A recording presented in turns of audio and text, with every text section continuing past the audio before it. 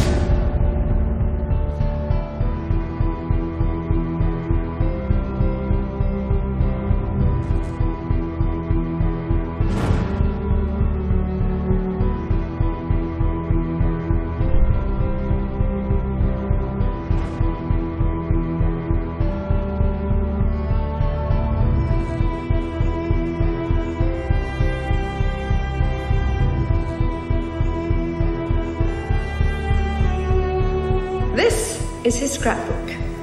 There are all kinds of fascinating pictures in it. Perhaps you can see this is a picture of Nicholas Winton himself with one of the children he rescued. Back here is the list of all the children. This is Vera Diamond, now Vera Gissing. We did find her name on his list. Vera Gissing is with us here tonight. Hello, Vera. And I should tell you that you are actually sitting next to Nicholas Winton.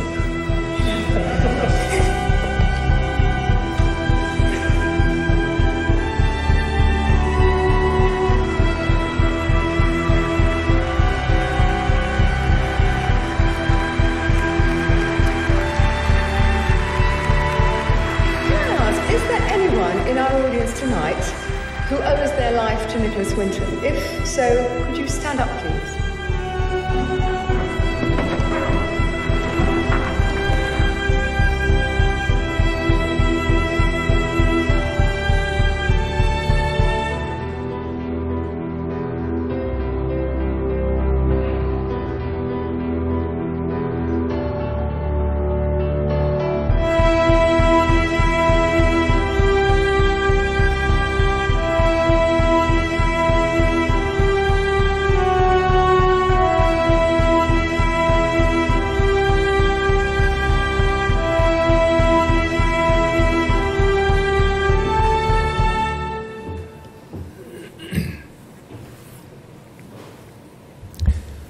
니콜라스 윈턴이라고 하는 사람의 이야기인데요. 1909년에 이분이 태어납니다.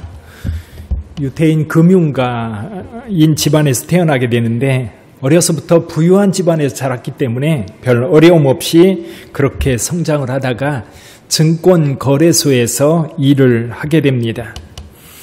그러다가 1938년 니콜라스는 그 크리스마스 휴가를 스위스에 가서 스키를 타려고 이제 준비를 하고 있었습니다. 근데 마침 체코슬로바키아에서 이 봉사활동을 하던 친구한테 연락이 옵니다. 너 휴가 가지 말고 여기 와서 나 좀 도와다오.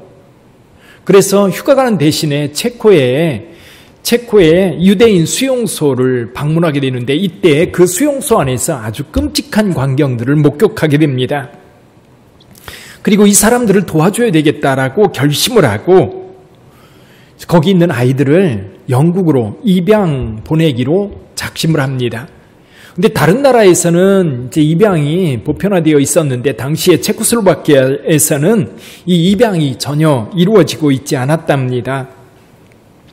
그래서 영국으로 돌아온 그는 입양을 하기 위해서 절차를 밟게 되고 그리고 입양을 원하는 가정들을 물색하기 시작합니다. 그러려다 보니까 비용도 많이 들었던 거예요. 광고도 해야 되고 절차에 필요한 비용도 들게 되고 그래서 이제 8번에 걸쳐서 기차에 아이들을 태워서 영국으로 입양을 하게 되는데 그러다 보니까 들키는 경우도 종종 있잖아요. 그런 경우에는 이 독일군 장교에게 뇌물을 주어서 그걸 무마시켜서 이 8번은 성공을 했습니다. 그렇게 해서 구한 아이들이 669명이었던 겁니다. 근데 문제는 마지막 열차 9번째 열차가 국경을 통과하지 못한 겁니다. 왜냐하면 마침 그때 2차 세계대전이 터지면서 국경이 봉쇄되면서 이 기차는 멈추게 됐고 이 낌새를 알아챈 나치에서 이 250명의 아이들을 데리고 갔던 겁니다. 여기 이제 내용에는 행방불명됐다. 아마도 모두가 그때 죽은 걸로 사람들은 알고 있죠. 근데 이분이 250명이라는 아이들이 사라진 거에 대한 죄책감 때문에 그리고 이 이후에는 완전히 이 사회에서 사라져버리고 맙니다.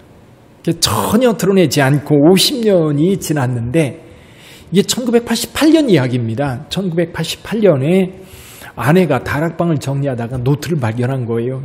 거기에 아이들 이름들이 빽빽하게 기록되어 있는데 남편에게 물었죠. 이게 뭐냐? 그랬더니 말을 안 해주는 거예요. 아내가 계속해서 충고를 하니까 그냥 마지못해서 그때 있었던 일들을 이야기합니다. 그러니까 아내가 이거 공개하자. 그러니까 지금 다 지난 50년이나 지난 이야기고 그리고 그때 그 아이들이 어떻게 된지도 모르는데 공개해서 무슨 소용이 있냐. 덮어두자.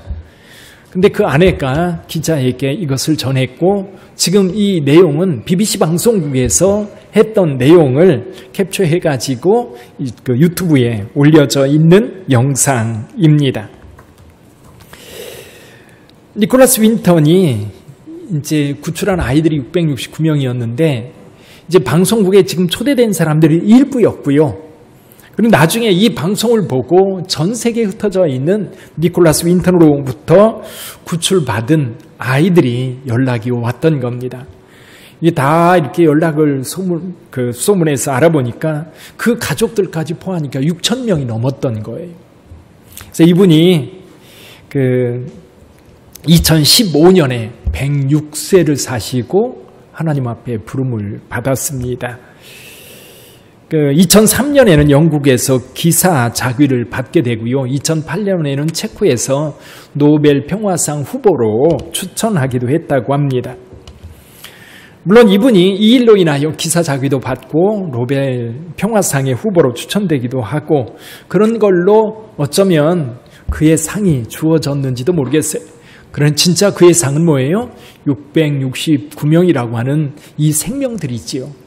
그분 하나하나가 그에게 있어서는 귀한 상이고 그리고 그에게는 정말 뭐랄까요?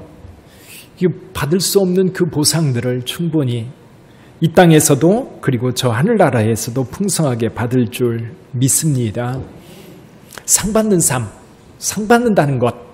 근데 이분이 상 받으려고 이 일을 하지는 않았을 거예요. 오직 그 아이들에 대한 생명이 귀중한 것을 알기 때문에 어떻게 해서든지 좀 돕고 싶은 마음에 이 일을 했고 결국 그것이 많은 사람의 칭송과 그리고 많은 사람들의 이야기 속에 또 칭찬과 위로를 받았던 거지요. 여러분들에게 묻습니다. 여러분들도 상 받아보셨습니까? 예, 아멘.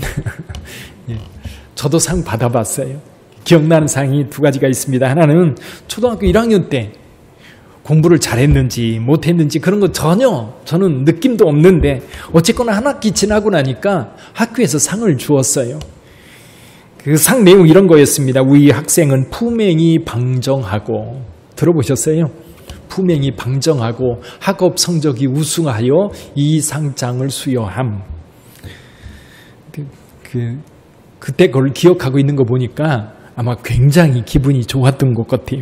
근데 사실은 지금 생각해보면 그때 기분이 좋았는지 안 좋았는지 그런 것도 잘 모르고 그냥 주니까 가져왔는데 그게 나중에 보니까 상이더라고요.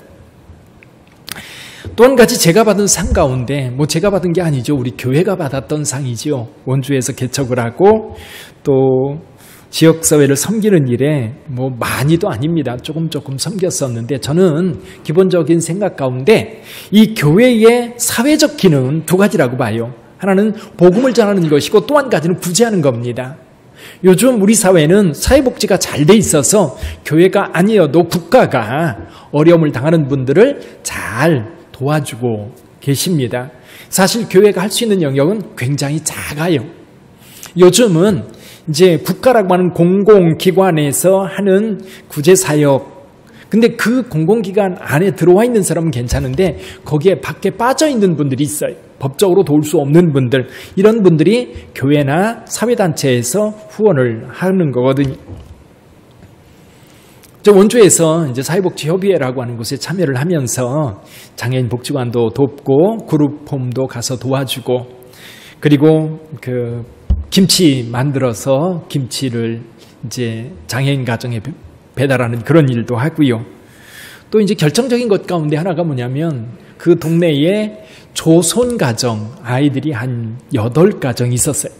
근데 사회복지사가, 동사무소 사회복지사가 그 아이들을 좀 어떻게든지 돕고 싶은데 3개월 동안 백방으로 찾아도 이 도울 사람이 없는 거예요. 그러니까 제가 동장을 만나서 이야기를 하다가 그 사회복지사가 들어와가지고 하는 얘기가, 그런 일이 있는데 좀 도울 수 있겠느냐? 어려운 일도 아닌데 그럼 우리가 돕겠다. 그래서 한 달에 한 번씩 이 조손가정 아이들을 만나서 또 이제 먹을 것도 사주고 또 이제 필요한 것도 제공해주는 그런 일을 하는데 이 동장이 감동을 받은 거예요. 그래서 우리 교회를 추천하는데 교회 이름으로 추천을 하면 상 받기 어려우니까 목사님 이름으로 하셔라. 그래서 추천을 해줘가지고 받은 게 이제 보건복지 여성가족부 장관상, 이름도 길어요. 그렇죠? 보건복지 여성가족부 장관상을 그때 원주에서 받았었습니다. 기억나요. 근데 그때에도 사실은 상 받으려고 그런 일을 한 게 아닙니다. 이건 교회가 해야 될 일이라고 생각했기 때문에 그저 그냥 우리에게 손이 닿는 대로 그저 조금씩 이웃을 도왔던 건데, 그게 지역사회에서 인정이 되었고 그리고 상 받을 만한 일로 상을 우리에게 주었던 겁니다. 자, 상이라고 하는 것은 잘한 일이나 훌륭한 일을 칭찬하기 위해서 주는 증서나 물건이나 돈이라고 사전적 정의를 해놨더라고요. 그래서 어떤 일을 했을 때 그 일에 대하여 격려해주고 칭찬해주려는 의도로 상을 줍니다. 아마 우리는, 어떤 분들은 그럴 거예요. 상은 나하고 별 상관이 없어. 그래서 남들이 상을 받으면 받나 보다. 그런데요, 몇 명 집어가지고 너희 중에 한 사람한테 상 줄 거야. 그러면요, 은근히 기대합니다. 내가 받으면 좋겠다. 그렇죠? 상 받기 싫은 사람이 어디 있겠습니까? 당연히 내가 한 일에 대하여 인정받는 것이기 때문에 상 받는다고 하는 것은 기분 좋은 일입니다. 근데 상 받을 일도 없는데 상 받는다고 생각하면 좀 꺼림칙하긴 해요. 근데 나는 그렇게 생각해도 주변 사람들이 볼 때에, 주변에서 볼 때 이것은 분명 상 받을 일이다, 이렇게 생각이 되어지면 상을 받게 됩니다. 근데 상이라고 하는 것은요, 분명히 어떤 노력에 대한 대가입니다. 그러니까 우리가 구원받는 것은 조건이 없어요. 구원받는 것은 누구나 우리 하나님의 은혜로 구원을 받는데요, 상은 그렇지 않습니다. 상은 조건 없이 받는 게 아니에요. 상은 분명히 뭔가에 대한 대가로 받아요. 무슨 일인가 했기 때문에 그것에 대한 대가로 보상을 받는 겁니다. 오늘 본문의 말씀에서 그 보상에 대한 이야기를 하고 있어요. 상급에 대한 이야기를 하고 있습니다. 사도 바울도 이 상에 대해서 굉장히 강조를 합니다. 근데 예수님은 오늘 여기 마태복음 10장 전체가 제자도, 즉 제자들을 가르치는 내용으로 되어 있거든요. 그래서 제자도에 대한 말씀을 끝내면서 여기에서 상에 대한 이야기를 합니다. 자, 그러면 결론적으로 여러분들에게 말씀을 드립니다. 누가 상을 받습니까? 상 받는 사람이 누구예요? 그래서 이 상 받는 사람이 누군가를 살펴보면 우리도 상 받을 수 있는 거예요. 그렇죠? 누가 상 받는지 잘 살펴보고 저 사람이 왜 상을 받는지 살펴보면 아, 그래서 상을 받는구나. 상 받으려고 노력해야 됩니다. 상 받으려고 노력하고 또 그 상이 저와 여러분들의 삶에 큰 영광이 되어야 되지요. 상 잘못 받으면요, 그게 굴레가 되기도 해요. 근데 누가 주느냐라고 하는 게 중요한데 우리 주님께서 주는 상이라고 한다면 얼마든지 받아도 좋겠다. 제 마음은 여러분 모두가 우리 주님께 풍성한 상을 받기를 원합니다. 여러분 모두 그 상을 받으시기를 주님의 이름으로 축원합니다. 자, 누가 보상을 받는가? 누가 상을 받는가? 우리 한번 볼까요? 40절 먼저 한번 읽어보죠. 40절. 너희를 영접하는 자는 나를 영접하는 것이요 나를 영접하는 자는 나를 보내신 이를 영접하는 것이니라. 그러면서 말씀하셔요. 41절. 선지자의 이름으로 선지자를 영접하는 자는 선지자의 상을 받을 것이요 의인의 이름으로 이를 영접하는 자는 의인의 상을 받을 것이요 또 누구든지 제자의 이름으로 이 작은 자 중 하나에게 냉수 한 그릇이라도 주는 자는 내가 진실로 너희에게 이르노니 그 사람이 결단코 상을 잃지 아니하리라. 여기 41절에서 하는 얘기가 선지자의 이름으로 선지자를 영접하는 자. 이건 누굽니까? 그 사람이 하나님이 세운 선지자라는 이유로 그를 대접한다면 그거예요. 또 여기 의인이라고 하는 저 사람이 정말 의인이야 라고 인정하고 그 의인에게 대접하는 자는 상을 받을 거라는 거예요. 자, 여기 그래서 42절에서 이렇게 말씀합니다. 누구든지 제자의 이름으로 그 사람이 주님의 제자라는 이유 때문에 그 사람이 주님께서 보낸 제자라는 이유 때문에 그를 영접하고 그에게 냉수 한 그릇이라도 대접하는 자는 결코 그 상을 잃지 아니하리라. 할렐루야. 상 받기 쉽죠? 저 주님의 제자가 지금 안 계셔서 어떡하지요? 자, 그런데 여기서 주님의 제자들에게 물 한 그릇이라도 대접하는 자가 상을 받는다고 했는데 왜 물 한 그릇 대접한 것이 그에게 상이 될까? 하나님께서 기쁨이 되고 하나님께서 그에게 그에 대한 보상을 충분히 주실까? 자, 우선 제자들이 어떤 분들인가를 먼저 봐야 됩니다. 자, 제자들을 영접한다라고 하는 것은 여기 10장 11절, 12절의 내용에 나옵니다. 11절, 12절 읽어볼까요? 어떤 성이나 마을에 들어가든지 그 중에 합당한 자를 찾아내어 너희가 떠나기까지 거기에서 머물라. 또 그 집에 들어가면 평안하기를 빌라. 자, 예수님의 제자들이 복음을 전하러 다니는데요. 이 어떤 성에 들어갔습니다. 들어가면 거기에 분명히 나그네들이 머무는 여관이 있을 거예요. 비용을 주면 거기에서 자고 거기서 먹게 될 겁니다. 그런데 예수님은 그런 방법을 택하지 않으시고 어느 집이든지 임의로 선택해서 들어가서 평안을 전하고 그 집에 들어가서 하루 저녁 먹을 수 있는지를 묻고 그 가정이 영접하면 그 집에 머물라는 거예요. 그러면 그 집에 머무는 동안 먹는 것, 자는 것, 그 비용을 주인에게 제공하느냐? 제공하지 않습니다. 제공하지 않는 이유가 있어요. 오늘 여기 9절 10절에 보면 예수님께서 제자들에게 이렇게 말씀하세요. 9절 10절 읽어봅니다. 너희 전대에 금이나 은이나 동을 가지지 말고 여행을 위하여 배낭이나 두보롯이나 신이나 지팡이를 가지지 말라. 이는 이 일꾼이 자기 먹을 것을 받는 것이 마땅함이니라. 마땅하대. 근데 제자들에게 뭐라고 말씀하셔요? 금이나 은이나 또는 동을 가지고 다니지 말라. 돈 가지고 다니지 말라는 겁니다. 두보롯 그리고 전대 거기에 배낭 신이나 지팡이 가지고 다니지 말라는 겁니다. 그죠? 옷 한 벌 신발 신은 거 그대로 그리고 다니면서 복음을 전하라는 거예요. 지불할 돈이 있어요? 없어요? 아무것도 없어. 그러면 아무것도 없다는 얘기는 누가 책임지겠다는 얘기예요? 주님께서 책임지시겠다는 것. 근데 주님께서 따라다니면서 그 사람 먹을 것 주고 또 재워주기 위해서 돈을 주인에게 지급해 줍니까? 그렇지 않아요.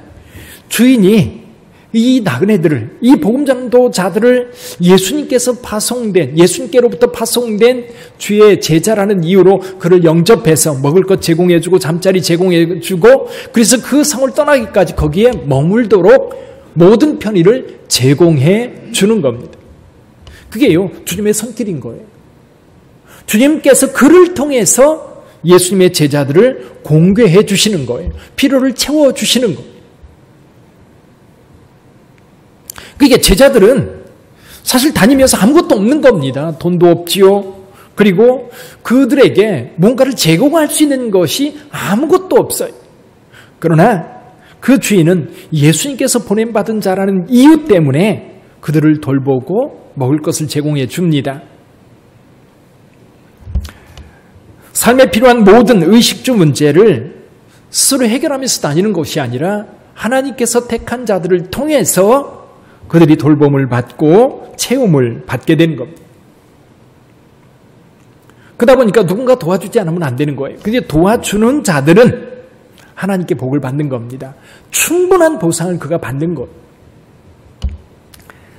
자, 그런데 문제가 또 한 가지가 있어요. 예수님의 제자들은 사실은 어딜 가든지 대접을 받는가? 우리는 가끔 오해를 합니다. 우리 목사님은 어디를 가든지 대접을 잘 받는다. 요즘 같은 때는 어디 가서요, 대접받기랑 그만두고 그 봉변당하기 십상인 때에 저와 여러분들이 살고 있어요. 근데 기독교 역사 2000년 역사 전체를 보면요, 정말 복음 전도자들이 이 공동체 속에서, 지역사회 속에서 정말 제대로 대접받았던 적이 있을까? 실은 거의 없어요. 교회 밖에 있는 사람들로부터도 적대적인 미움 그리고 박해를 받는 그런 경우도 많았지만, 실제로 교회 안에서조차도요, 복음을, 진실한 복음을 들고 복음을 외치는 자들이 여러분 사람들에게 대접받는 게 아니라 적대시 받는 경우가 굉장히 많았어요. 같은 동료 목회자들이나 성도들에게조차도 상당히 힘든 그런 경우를 많이 겪습니다. 어쩌면 예수께서 말씀하시죠. 제자들을 세상에 보내는 것이 양을 이리 가운데 보내는 것과 같다고 예수님은 그렇게 생각을 했어요. 요즘에도 그렇고요. 언제나 이 땅에서 복음 전도자들은 환영받는 사람들이 아니라 박해받는 사람들, 미움받는 사람들, 외면당하는 사람들이었어요. 근데 그 가운데 그런 분위기 속에서 누군가가 그들에게 다가와서 예수 그리스도의 이름으로 왔다는 이유 때문에 그들을 영접하고 대접한다면 분명 주님께서 기뻐하시는 일을 하는 것. 주님께서 그들의 행위를 보고 계시고 그들을 갚아주시는 것. 그러니까 겉으로 보면 이 집안에서 먹을 것과 잠재울 수 있는 어떤 공간들을 제공해 주므로 많은 것들을 소비했어요. 보통 우리가 이제 나그네들이 뭐 여관이나 호텔이나 이런 데 가서 하루 저녁 자면 비용이 발생해요. 근데 내가 그 비용을 지불하는 게 아니라 그 비용을 누가 다 담당했느냐 하면 그 주인이 담당한 거예요. 그래서 주님께서는 그들이 쓴 비용을 주님께서 복으로 갚아주신다는 거예요. 아멘. 누가 갚아주셔요? 주님께서 갚아주신다는 거예요. 사랑하는 성도 여러분, 이것이 오늘 저와 여러분들은 어떻게 적용할 수 있을까요? 저는 분명하게 말씀드립니다. 교회에서 주의 일을 하는 자들을 여러분들이 귀히 여기고 잘 대하라는 거예요. 여러분들이 주의 일을 하는 자들을 귀히 여긴다고 하는 것은 주님의 일을 하는 것 때문에, 주님의 일, 예수님이죠. 예수님의 일을 한다는 것 때문에, 하나님의 일을 한다는 것 때문에 그를 귀히 여긴다면 그 복이 여러분에게 돌아간다는 겁니다. 말 한마디, 또 아니면 식사 한 끼라도 대접하는 그에게 그거는 내가 쓴 건데 누가 채워주셔요? 주님이 채워주신다는 거예요. 주님께서 채워주시기 때문에 지금은 내가 쓰지만 주님께서 보이지 않는 가운데 채워주시는 은혜가 있는 거예요. 그래서 여러분, 이제 대개는 그래요.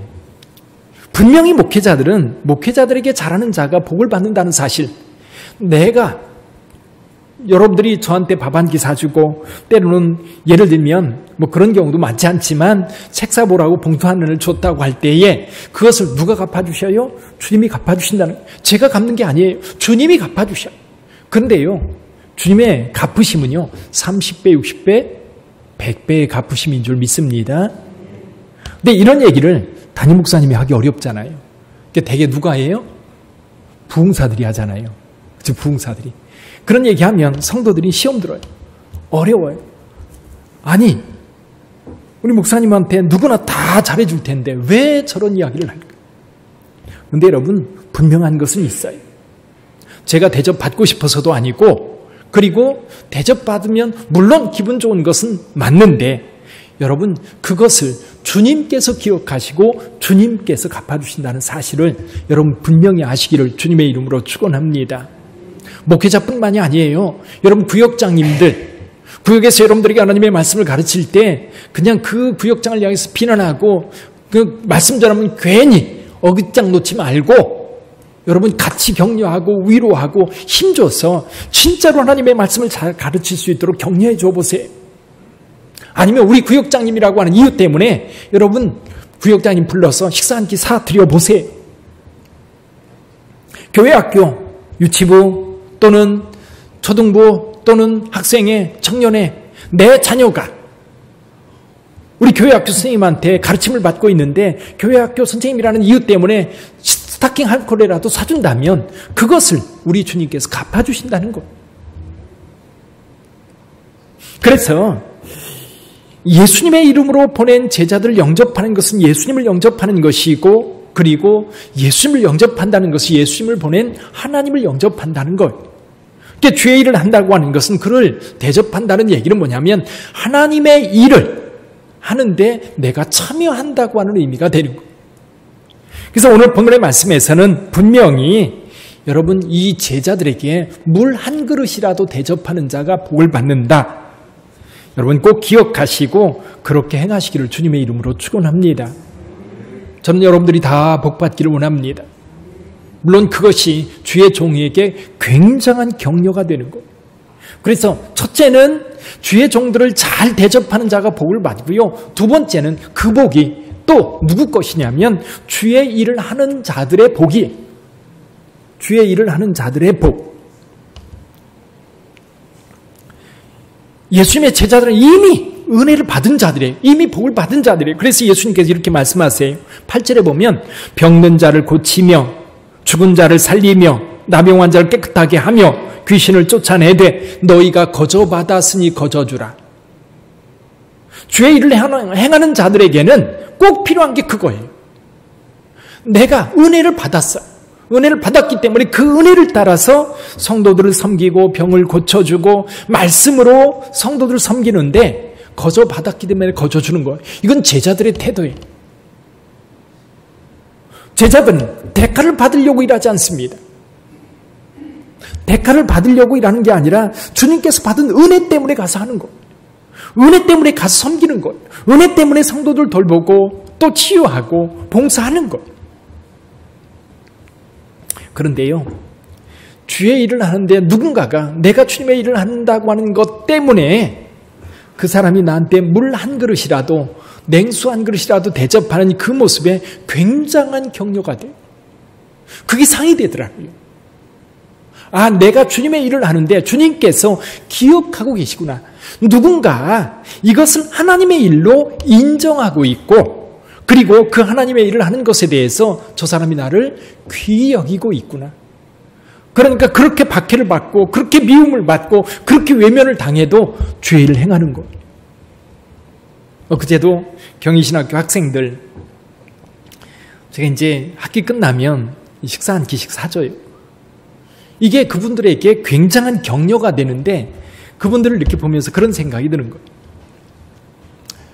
처음에 이제 신학을 공부할 때는 이거를 해야 되나 말아야 되나 갈등과 고민을 그렇게 많이 하다가 한 학기 공부하고 두 학기 공부하면서 아, 내가 하나님의 말씀을 더 깊이 배우기 위해서 여기 들어온 것 정말 은혜다. 그렇게 생각을 하고 정말 기쁨으로 공부를 해요.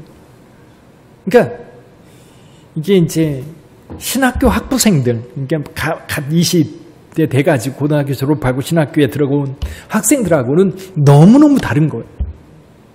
정말 은혜가 있는 거지. 근데 여러분, 그들이 그 은혜를 알고 하나님의 일을 합니다. 근데 또 그분들이 공부할 때는 정말 재밌는데요. 사역의 현장에 들어가면 정말 힘들어해요. 그래서 고민도 많이 해요. 목사님 정말 이건 아닌 것 같아요. 왜 그러냐 그랬더니 교회를 섬기면서 들을 소리 못 들을 소리 너무 많이 듣는 거예요. 너무 힘든 거예요. 그래서 포기하려고 합니다. 그래서 어떤 분들은 포기하기도 해요. 근데 여러분, 누군가가 그렇게 힘든 상황 속에서 위로해주고 격려해주고 당신 하는 일이 귀한 일입니다. 말 한마디 들으면요. 여러분 9번 이것이 내 마음을 상하게 하는 그런 말, 그런 행동들이 내게 다가와도 단 한 사람이 내게 격려해주고 위로해주고 주님의 말씀을 전해주면요. 용기가 납니다. 이게 주님의 일을 하는 사람들의 모습인 거예요. 그래서 여러분들이 교회 학교 교사를 하든 또 교회에서 적극적으로 주님의 몸된 교회를 섬길 때에도 좋은 소리 들어가면서 봉사하기보다는 싫은 소리 들어가면서 봉사하는 경우가 정말 많아요. 저는 그래서 성도님들한테 교회에서 일하는 사람들에서 말하지 마라. 만약에 교회에서 앞서서 일하는 사람들이 마음에 안 들으면 당신이 그 일을 하면 된다. 그렇잖아요. 마음에 안 드는 거 뒤에서 자꾸 끈시렁대면서 왜 그렇게 하는지 모르겠다. 그럴 거면 그럼 제가 하겠습니다 하고 하세요. 그렇게 이제 안 좋은 소리라든지 이렇게 용기를 꺾는 그런 말을 하는 게 아니라 오히려 격려하고 위로하고 해야 되는데 만약에 눈에 거스리고 뭔가 힘들게 하는 그런 상황이라면 여러분들이 하시면 돼요. 그러지 않거든 격려해 주세요. 위로해 주세요. 냉수 한 그릇이라도 대접해 주세요. 그럼 그것이 여러분들에게 상으로 돌아가는 거예요. 그래서 여러분 주의 일을 하는 자들도 하나님께 큰 위로가 될 뿐만 아니라 주의 일을 하는 자들을 주님의 이름으로 주님의 일을 한다는 이유 때문에 다른 것도 아니에요. 주님의 일을 한다는 이유 때문에 그를 도와주고 식사 한 끼라도 사주고 커피 한 잔이라도 사주면서 격려해주면 그것이 큰 힘이 되는데 결국 우리 하나님께서 그것을 다 보고 계세요. 니콜라스 윈턴처럼 그렇게 위대한 일을 하지 않아도요.